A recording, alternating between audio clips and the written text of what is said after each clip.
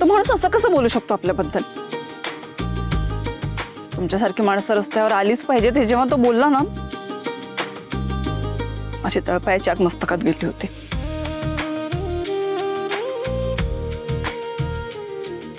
समीर, मी काही सहन करू शकते, पण माझ्या घराबद्दल आणि माझ्या घरातल्या माणसांबद्दल कोणी काही बोललं ना ते सहन.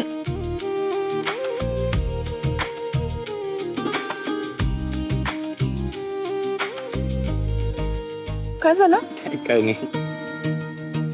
मी इथे रागवले आणि तुम्ही हसताय. नाही नाही नाही नाही.